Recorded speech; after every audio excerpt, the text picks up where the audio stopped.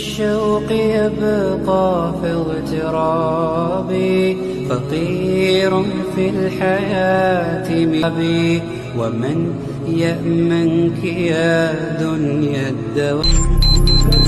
کیا آپ کو پتہ ہے بلیک میجک کو اسلام میں میجر سن مانا جاتا ہے اور یہ ایک بہت بڑا شرک ہے جس کی وجہ سے جو انسان بلیک میجک میں انکلوڈ ہوتا ہے وہ اسلام سے بے دخل کر دیا جاتا ہے.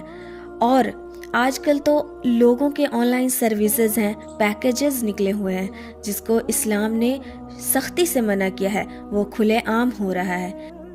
ایک حدیث میں آتا ہے کہ رسول اللہ صلی اللہ علیہ وسلم نے فرمایا 7 گناہ جو تباہ کر دینے والے ہیں، جس میں سے ایک جادو کرنا بھی ہے. جادو سے بچنے کے لیے ایک پاورفل دعا حدیث میں آتی ہے جو اسکرین پر آپ کو دکھ رہے ہوں گے.